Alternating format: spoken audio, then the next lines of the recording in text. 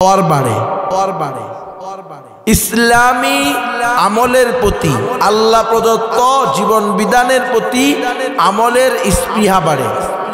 এই হুকুম পালন করার্থে এই ইসলামী মহাসম্মেলনের আয়োজন করে কোরআন সুন্নাহর আলোকে কিছু কথা বলার এবং শোনার সুযোগ পেয়েছি। এজন্য আমরা সকলেই বলি আলহামদুলিল্লাহ। আমরা প্রত্যেকে নিজেদেরকে মুসলমান বলি, ঠিক নয় কি?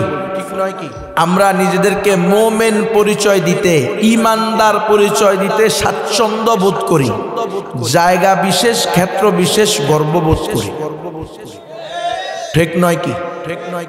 আপনারা কেউ কি নিজেকে মুরতাদ পরিচয় দিতে চান? কাফের পরিচয় দিতে চান? কেউ চাই না। আমরা প্রত্যেকে নিজেকে মোমেন দাবি করি, ইমানদার দাবি করি, মুসলমান দাবি করি। এখন মোমেন মুসলমান কাকে বলে? জন্মসূত্রে মুসলমান হইলেই কি মুসলমান হবে, নাকি নামে মুসলমান হইলেই মুসলমান হয়ে যাবে? আল্লাহ বলেন আহসিবান নাস আইয়ুতরাকু আইয়াকুলু আমান্না ওয়া হুম লা ইফতানুন। মানুষ কি মনে করে যে তারা দাবি করবে যে আমরা ঈমান এনেছি, আর আমি রব্বুল আলামিন তাদেরকে ঠোকা দিয়ে দেখব না, পরীক্ষায় ফেলবো না, বাজায়া দেখবো না আসলে মোমেন কি মোমেন না? আমরা কি আসলে রব্বুল আলামিনের প্রকৃত বিশ্বাসী আনুগত্য, নাকি ভেজাল 2 নম্বর? এটা আল্লাহ যাচাই বাছাই করবে কি করবে না? আল্লাহ বলে অবশ্যই করব। ওয়ালা নাবলুওয়ান্নাকুম, আমি অবশ্যই অবশ্যই তোমাদেরকে পরীক্ষা করব, বাজায়া দেখব তুমি মোমেন না মুনাফিক। ওটা বুঝেন নাই? এখন মোমেন কাকে বলে, ইমান কাকে বলে? ইমামুল আসার ইমাম আনোয়ার শাহ কাশ্মীরি রহমতুল্লাহ আলাইহি বলেন আল ঈমানু হুয়াত তাসদীকু বিকুল্লি মা জাআ বিহি রাসূলুল্লাহ সাল্লাল্লাহু আলাইহি ওয়াসাল্লাম ওয়া ইন লাম ইয়াকুন মুতাওয়াতিরান ওয়াল ইলতিজামু আহকামিহি ওয়াত তাবাররু আন কুল্লি দীনিন সিওয়াহু। মুমিন বলা হয়, ঈমান বলা হয়, ঈমান বলা হয় ওই ব্যক্তিদেরকে যারা আল্লাহ প্রদত্ত রসুলের আনিত দ্বীনের প্রত্যেকটা বিধানকে ছোট হোক বড় হোক অন্তরের অন্তঃস্থল থেকে মেনে নেয়, সত্যায়ন করে। আত-তাসদীকু বিকুল্লি মা জাআ বিহি রাসূলুল্লাহ সাল্লাল্লাহু আলাইহি ওয়াসাল্লাম। আল্লাহ রাসূল সাল্লাল্লাহু আলাইহি ওয়াসাল্লাম আল্লাহর পক্ষ থেকে যত বিধিবিধান নিয়ে আসছেন এ টু জেড প্রত্যেকটাকে অন্তর থেকে শ্রদ্ধা ভরে সত্যায়ন করা। ওয়া ইন লাম ইয়াকুন মুতাওয়াতিরান, যদিও কোনো বিধিবিধান মুতাওয়াতির নস দ্বারা প্রমাণিত না, তার চেয়ে নিম্নমানের নস দ্বারা প্রমাণিত, তবুও সেটাকে বিশ্বাস করতে হবে, সত্যায়ন করতে হবে। ওয়াল ইলতিজামু আহকামিহি, এবং ইসলামের প্রত্যেকটা বিধানকে নিজের জন্য বাধ্যতামূলক মনে করতে হবে, ঐচ্ছিক না। মন চাইলো করলাম, মন চাইলো করলাম না, এটা আমার জন্য বাধ্যতামূলক, আল্লাহ প্রদত্ত ডিউটি, এটাই আমার দায়িত্ব। আমি যে মোমেন, আমি যে মুসলমান দাবি করি, এটা প্র্যাকটিক্যালি আমাকে প্রমাণ করতে হবে। আল্লাহর হুকুম, রসুলের সুন্নাহ, এটা পালন করতে গিয়ে কল্লা চলে গেলে কল্লা চলে যাবে, আল্লাহর হুকুমের নাফরমানি করা যাবে না। এটা আমার দায়িত্ব, ডিউটি। গুম হয়ে গেলে গুম হয়ে যাব, ফাঁসিতে ঝুলাইয়া দিলে ঝুলাইয়া দিব, কিন্তু আল্লাহ যে সিদ্ধান্ত দিয়েছে এই সিদ্ধান্তের বিপরীত কোনো আকীদা আমি পোষণ করব না।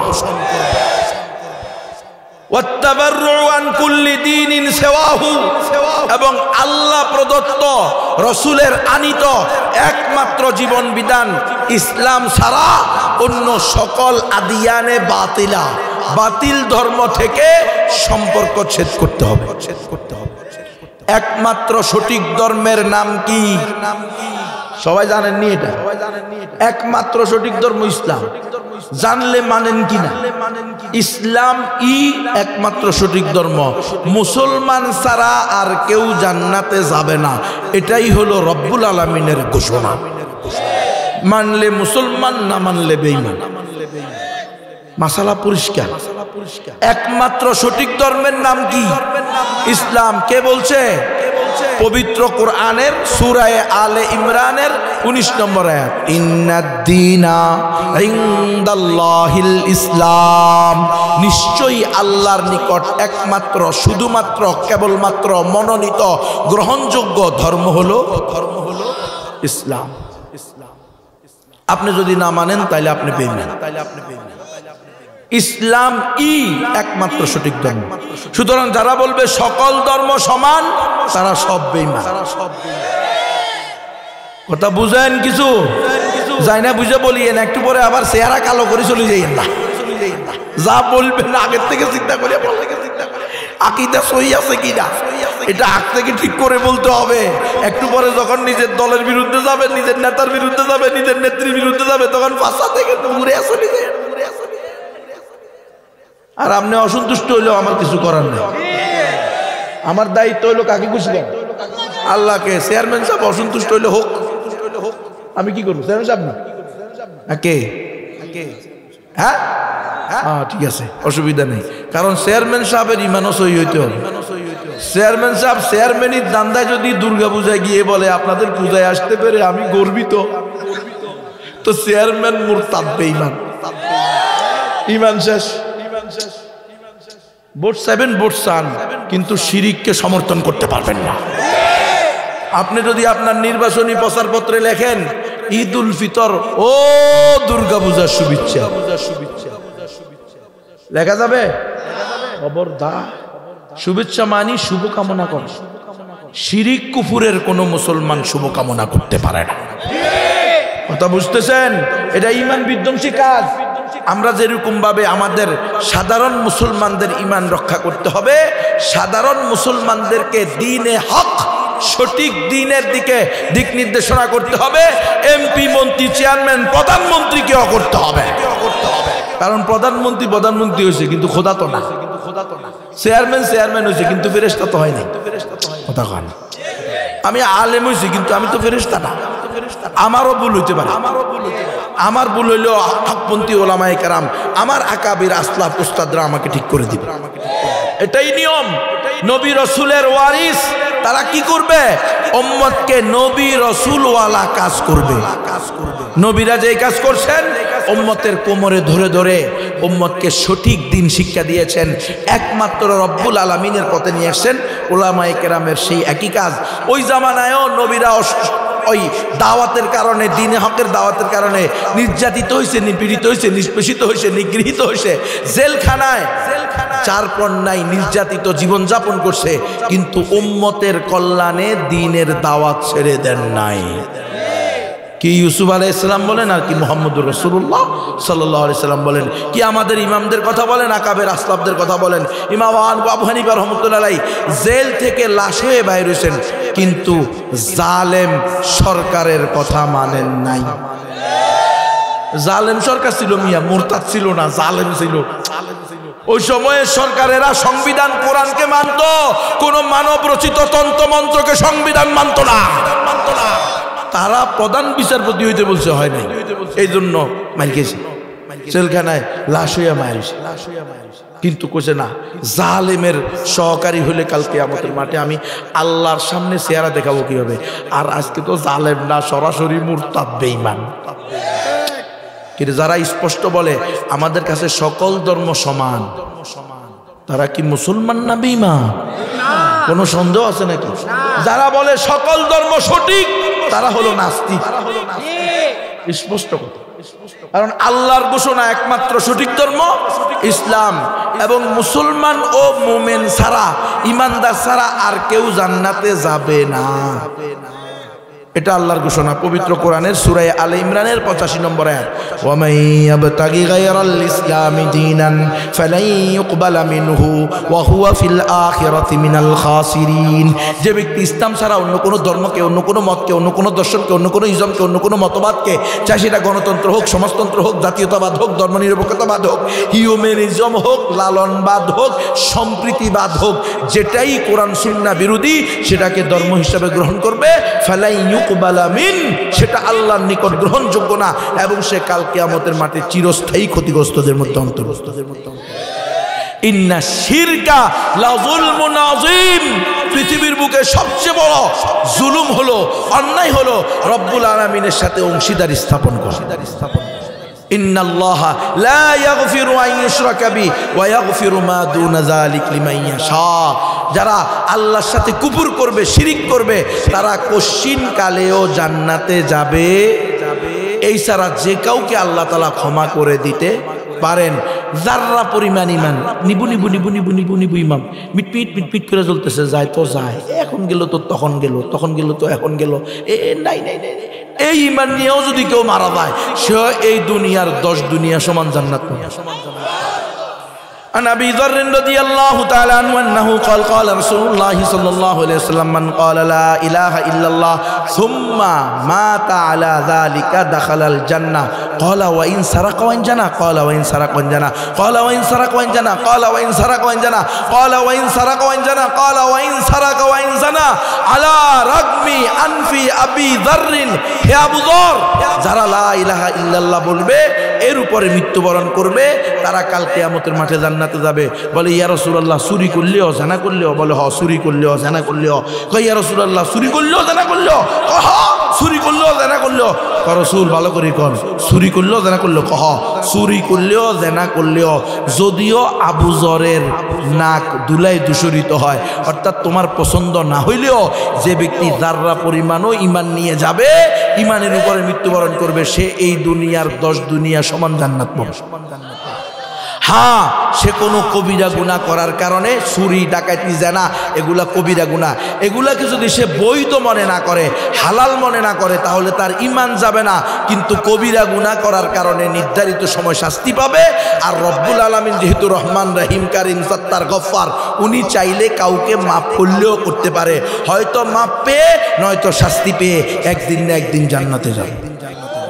তাহলে কোনো কবিরা গুনাহকারীও জান্নাতে যাবে। কিন্তু যদি কোনো কবিরা গুনাহকে আল্লাহ প্রদত্ত হারামকে হালাল মনে করে, তাহলে আর তার মধ্যে কি নাই? যাররা পরিমাণ ঈমানও নাই। তাহলে একমাত্র সঠিক ধর্ম ইসলাম, মুসলমান ছাড়া আর কেউ জান্নাতে যাবে না। আপনাদের এই এলাকায়, এই গ্রামে হিন্দু আসেনি? হিন্দু হিন্দু হিন্দু হিন্দু মাইকের আওয়াজ শুনবে এমন হিন্দু আছে?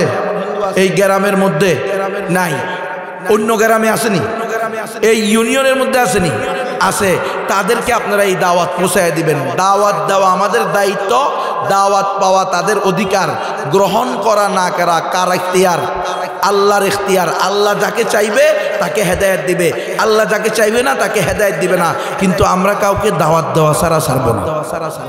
নিজে পরিপূর্ণ মুসলিম হওয়ার চেষ্টা করব, প্র্যাকটিসিং মুসলিম হওয়ার চেষ্টা করব, সাথে সাথে অমুসলিমদেরকেও ইসলামের দাওয়াত দিব। আমাদের বিশ্বাস, ইসলামের প্রত্যেকটা বিধান, ছোট হোক বড় হোক, সেটা আল্লাহ প্রদত্ত হলে প্রত্যেকটা আমরা কি করি? বিশ্বাস করি। এখন আমরা ইসলামের সব বিধান ভালো লাগে, কিন্তু আমাদের কাছে ইসলামের একটা বিধান ভালো লাগে না। কেন? পর্দা বাধ্যতামূলক করছে। কথা বুঝেন না মনে হয়? তাহলেও কিন্তু ঈমান চলে যাবে। পর্দা বাধ্যতামূলক করছে, এটা আল্লাহর পক্ষ থেকে ফরজ বিধান। পর্দা আপনাকে করতে হবে। আপনি কোনো কারণে করতে পারেন না, শয়তান আপনাকে ধোঁকা দিছে, অথবা আপনি আপনার পরিবেশের সাথে মিশে গিয়ে করছেন, কিন্তু সেটা পর্দার বিধানটাকে আপনি অপছন্দ করেন না, কিন্তু আপনি কোনো কারণে শয়তানের ধোঁকায় পড়ে করতে পারেন না। ইনশাআল্লাহ অবশ্যই করবেন। এবং পর্দা না করাকে অপরাধ মনে করেন, তাইলে আপনি মুসলমান থাকবেন। কিন্তু পর্দা না করাকে যদি অপরাধ মনে না করেন, বরং পর্দা না করাকে আপনি বৈধ মনে করেন, অথবা পর্দা করাটাকে আপনার অপছন্দ হয়, আল্লাহর বিধান জানার পরেও আপনি এটাকে অপছন্দ করেন, এটাকে কটাক্ষ করেন, এটাকে নিয়ে ঠাট্টা মশকরা করেন, তাহলে আপনার ঈমান ভেঙে যাবে। প্রত্যেকটা বিধানকে অন্তর থেকে মেনে নিতে হবে। এটা আল্লাহ প্রদত্ত বিধান। পর্দা করি আমি, এই মায়েরা শোনো, পর্দা যদি কোনো মহিলা করেও, মাথা থেকে পা পর্যন্ত হাত পায়ে মোজা পরে, কিন্তু সে বিশ্বাস করে এই পর্দা করতে সে বাধ্য না, তাহলে সে মুমিনা না। এটাও বিশ্বাস করতে হবে, এই পর্দা করতে আমি বাধ্য। যেমন আপনারা 5 ওয়াক্ত নামাজ পড়েন, তাহাজ্জুদও পড়েন, হ্যাঁ সব নামাজ পড়েন, বরং আরো দিনে 70-80 রাকাত বেশি করে নফলও পড়েন। তাহাজ্জুদের সময় জায়নামাজও খোঁজেন, হয় না? এই দেশের রাবেয়া বিসরি তাহাজ্জুদের সময় কি করতো? জায়নামাজ খুঁজতো। কথা বুঝেন নাই? এখন জায়নামাজ খুঁজুক আর যাই করুক, কিন্তু যদি সে বিশ্বাস করে সকল ধর্ম সঠিক, সে হলো মুরতাদ নাস্তিক। কথা বুঝতেছেন? এখন ধরেন আপনি সব নামাজ পড়েন, কিন্তু আপনি বিশ্বাস করেন নামাজ পড়তে আপনি বাধ্য না, আপনার ইচ্ছাধীন, মন চাইলেও পড়লো, মন চাইলেও পড়লেন না, তাহলে আপনি মুসলমান না। আপনাকে এটা বিশ্বাস করতে হবে যে এই নামাজ পড়তে আমি বাধ্য, এটা আল্লাহ প্রদত্ত ডিউটি, ফরজ দায়িত্ব। এই জন্য আমি 5 ওয়াক্ত নামাজ পড়বো, আল্লাহর হুকুম, রসুলের সুন্নাহ, আমার ডিউটি, আমার দায়িত্ব। নামাজ পড়া ছাড়া আমার মুক্তি মিলবে না, এই জন্য আমি এটাকে পড়বো। তো প্রত্যেকটা বিধান এমন, আল্লাহ তাআলা বিধান দিছে সুদ খাওয়া হারাম। সুদ খাওয়া কি? আহাল্লাল্লাহুল বাইআ ওয়া হাররামার রিবা। আল্লাহ ব্যবসাকে হালাল করছেন, সুদকে হারাম করছেন। ইয়ামহাকুল্লাহুর রিবা ওয়া ইউরবিস সাদাকাত। আল্লাহ সুদকে ধ্বংস করেন আর সদকাকে বাড়াইয়া দেন। এখন আপনি আর আমি, আবার আল্লাহর ঘোষণা, যারা সুদ খাবে তারা রব্বুল আলামিনের সাথে যুদ্ধের ঘোষণা করলো, যুদ্ধে নামলো। তো আপনি যদি কুল কায়নাতের মালিকের সাথে যুদ্ধে নামেন, তাহলে কি আপনি কশিন কালেও সফলতা, কামিয়াবি, নিরাপত্তা ভোগ করতে পারবেন? কখনো সম্ভব না। আপনার ঘরে রহমত আসবে না। এই ব্যাপারে সবচেয়ে বেশি দুর্বল আমাদের মায়েরা, কারণ তাদের পিছনে খ্রিস্টান মিশনারিরা ব্যাঙ্গের ছাতার ন্যায় জাল বিছায় রাখছে। BRAC, ASA, Caritas, UNICEF, UNDP, HEED Bangladesh, good neighbours Bangladesh, RDRS, SSS, SKS, bureau Bangladesh, prism Bangladesh, page Bangladesh, Uddipan Bangladesh, Prottyashi Bangladesh, Proshika Bangladesh, গাগ Bangladesh, রিক বাংলাদেশ, শক্তি বাংলাদেশ, মুক্তি বাংলাদেশ, স্বনির্ভর বাংলাদেশ, গ্রামীণ ব্যাংক বাংলাদেশ। আছে না নাই? 95,000 এনজিও আছে। 68,000 গ্রাম এনজিও। কত? এই আমার বাবারা, পর্দার আড়ালের মায়েরা, ভালো করে শোনো, এই এনজিওরা সব শতকরা 99% এরা হলো খ্রিস্টানদের এনজিও, ইহুদিদের এনজিও। ইহুদি এবং খ্রিস্টানরা সুদূর প্রসারী ষড়যন্ত্রের মাধ্যমে দীর্ঘদিন গবেষণা করে তারা বের করছে এই জাতিকে পরাজিত করতে হলে কি করতে হবে। 190 বছর ধরে চেষ্টা করলাম, এই জাতিকে পরাজিত রাখতে পারলাম না। ব্যবসার নামে আমরা এসে দেশ দখল করে নিলাম ব্রিটিশরা। কিন্তু এক আব্দুল আজিজ মুহাদ্দিসে দেহলভী, আল্লাহর এক বান্দা, ফতোয়া দিছে পুরা জাতি আমাদেরকে জাতা পিটা করে দেশ থেকে বাইর করে দিছে। আব্দুল আজিজ মুহাদ্দিসে দেহলভী দারুল হরব ঘোষণা দিছে, এই দেশ দারুল ভয়ে হরব হয়ে গেছে। হিন্দুরা, খ্রিস্টান, ইহুদিরা, তারা খ্রিস্টানরা জোর করে আমাদের দেশ দখল করে নিছে। এদের বিরুদ্ধে জিহাদ করা ফরজুল আইন প্রত্যেক মুসলমানের উপরে। ফতুয়া দেওয়ার সাথে সাথে মুসলমানরা তাদের বিরুদ্ধে লাগছে। 190 বছর পরে হলো তারা পালাইতে বাধ্য হয়েছে, তারা চলে গেছে। কিন্তু তাদের ষড়যন্ত্র কি তারা বন্ধ রাখছে? তারা রিচার্জ করছে কিভাবে এই জাতিকে স্থায়ীভাবে গোলাম বানানো যায়। তো দেখছে 3 কারণে আমরা এদেরকে, তাদের ওই রিচার্জ টিম যাদেরকে তারা দায়িত্ব দিছে গবেষণা করে সিদ্ধান্ত দেওয়ার জন্য, তারা তাদের তদন্ত কমিটি, কেন 190 বছর রাজত্ব করার পরেও হিন্দুস্তানে স্থায়ীভাবে রাজত্ব করতে পারলাম না, 190 বছর পরে হলেও কেন পালাইতে হলো। তো তাদের রিচার্জ টিম, গবেষণা টিম দিছে কয়েকটা কারণ, এর মধ্যে বিশেষ 3টা কারণ। 1 নম্বর হলো এই দেশের মায়েরা দিনদার, মুত্তাকি, ফরজগার, আল্লাহওয়ালি, নামাজি। মায়েরা দিনদার হইলে, মুত্তাকি হইলে, ফরজগার হইলে, আল্লাহওয়ালি হইলে, পর্দাশীলা হইলে মায়ের গর্বে শাহ আব্দুল আজিজ মুহাদ্দিসে দেহলভী, শাহ দালাল, শাহ ফরহান, খাজা মখদুম, মঈনুদ্দিন চিশতি, বাবা আদম শহীদ, সৈয়দ আলী হামদানি, নিজামুদ্দিন আউলিয়া, কেরামত Ali Jaunpuri, Shah Amanat Khan, Jahan Ali, Mullah Muhammad Omar, Osama bin Laden, Yahya Sinwar, Ismail Haniyeh বের হবে। এক একজন এক এক দেশকে স্বাধীন করে ফেলবে। কোন তাগুত, কোন মুসলিম ভূখণ্ড কি করতে পারবে না, স্থায়ীভাবে গোলাম বানায় রাখতে পারবে না। তাহলে এই দেশের মাদেরকে দইয়ুস বানায় দাও। নারীর অধিকার, নারী ক্ষমতায়ন, সমান অধিকার, নারী উন্নয়নের নামে বাড়িতে বাড়িতে ঋণ টিন, গরু ছাগল, হাঁস মুরগি, কম্বল মশারি, ওষুধ, বই, চাউল ডাউল, তাবু পানি, কিস্তি, এইগুলা মানুষের ঘরে ঘরে ঢুকাইয়া দিয়া তাদের মা দেখে বের করে আনো। যেই মা জীবনে পরপুরুষের সামনে যাইতো না, সেই মা এনজিও থেকে 30,000 টাকা ঋণ নেওয়ার কারণে প্রতি সপ্তাহে এনজিও কর্মীর সাথে দেখা করে, কিস্তি কিস্তির টাকা দেয়, বাতাস করে, পানি খাওয়ায়, পান খাওয়ায়, 3 বছর পরে এনজিও কর্মীর সাথে পালাইয়া যায়। সত্য না মিথ্যা? একদম হুবহু সত্য। আমার কাছে কাটিং করা যায়, আপনারা মিথ্যা বললে আমি মানবো না। আমার কাছে পত্রিকার কাটিং আছে, কোন কোন জেলায় কেনাকাটা পালাইছে। উম্মাহ আলা বাসিরাতিন, আল্লাহ রাসূল বলতেছেন কুল হাযিহি সাবিলি আদউ ইলাল্লাহি আলা বাসিরাতিন, আমি মানুষকে আল্লাহর দিকে আহ্বানকারী, জেনে বুঝে, আন্দাতুন না। আমি এগুলা খবর নিয়ে সারা দেশ সফর কইরা এগুলোর রিপোর্ট সংগ্রহ করে এরপরে ওয়াজ করতেছে। এই জন্য আমাকে গুম রাখছে 10 দিন, রিমান্ডে দিছে 9 দিন, 32 মাস জেলের ভিতরে আটকে রাখছে, লটকায়া কারেন্টের শর্ট দিয়ে পিটেছে।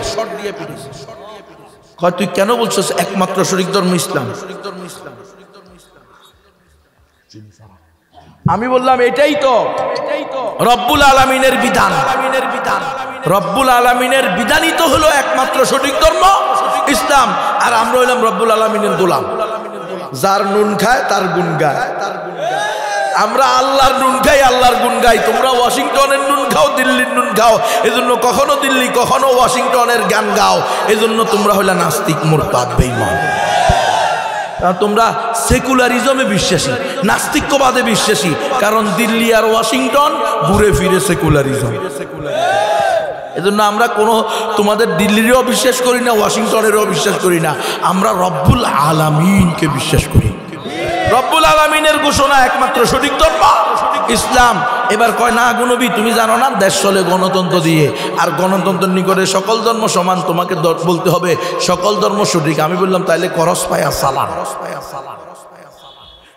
সকল ধর্ম সঠিক বলে নাস্তিক হয়ে বেঁচে থাকার চেয়ে একমাত্র সঠিক ধর্ম ইসলাম বলে শহীদ হয়ে যাওয়া 1000 গুণে উত্তম। একমাত্র সঠিক ধর্ম ইসলাম।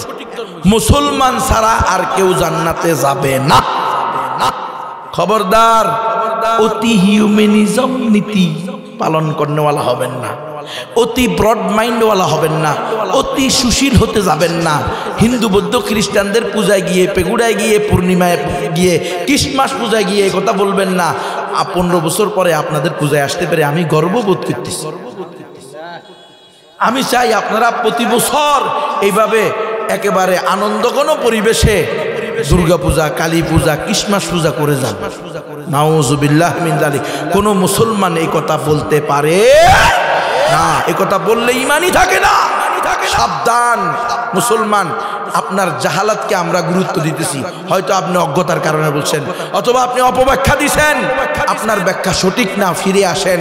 সঠিক ব্যাখ্যা এটাই, ইসলাম একমাত্র সঠিক ধর্ম। মুসলমান ছাড়া আর কেউ জান্নাতে যাবে না। মুসলমান কোনোদিন কোনো কুফর, শিরিক, কোনো শিরিকি আস্তানায় গিয়ে সম্মান বোধ করতে পারে না। তাহলে আপনার মুসলমানই থাকবেন না। এই সমস্ত তন্ত্রমন্ত্র আপনাকে আর আমাকে নাস্তিক বানায় আছে। এই গণতন্ত্র এক্সারসাইজ করতে গিয়ে আমরা নিজেরাও যে কখন সেকুলারিস্ট হয়ে গেছি এটা আমাদের খবর নেই। না হলে কোনো মুসলমান কি বলতে পারে ঈদুল ফিতর ও দুর্গা পূজার শুভেচ্ছা? কশিন কালেও বলা সম্ভব না। এই পর্দারের মায়েরা, এই ইহুদি খ্রিস্টানরা দেখছে এই মায়েরা আল্লাহর ওলি হওয়ার কারণে মায়েদের গর্ভ থেকে আল্লাহর ওলি বের হয়। কিরে শাহ আব্দুল আজিজ মুহাদ্দিসে দেহলভী, তার মা কি দয়ুস ছিল? তার মা কি পরপুরুষের সাথে মাটি কাটতো? তার মা কি মেট্রো রেলের চালক ছিল? আজকে তো লেখে বাংলাদেশ আরো একটা উন্নয়নের ধাপ অতিক্রম করছে। বাংলাদেশে একজন নারী মেট্রো রেলের চালক হয়েছে। বাংলাদেশ এখন আনন্দে ভাসতেছে। বাংলাদেশের মহিলারা ক্রিকেট খেলোয়াড় হয়েছে, বাংলাদেশের মহিলারা ফুটবল খেলোয়াড় হয়েছে। ওই মায়েরা, বোনেরা, তোমাদেরকে আল্লাহ ফুটবল খেলোয়াড় আর ক্রিকেট খেলোয়াড় হওয়ার জন্য পাঠায় নাই। তোমাদেরকে আল্লাহ পাঠাইছে আল্লাহর ওলি জন্ম দেওয়ার জন্য। শাহজালাল, শাহপরান, খাজা মখদুম, মঈনুদ্দিন চিশতি, বাবা আদম শহীদ, সৈয়দ আলী হামদানি, নিজামুদ্দিন আউলিয়া, কেরামত আলী জুনপুরি, শাহ আমানত খান, জাহান আলী হাফেজ, আলেম, মুফতি, মুহাদ্দিস, মুজাহিদ, আল্লাহর রাস্তায় শহীদ জন্ম দিবে তোমরা।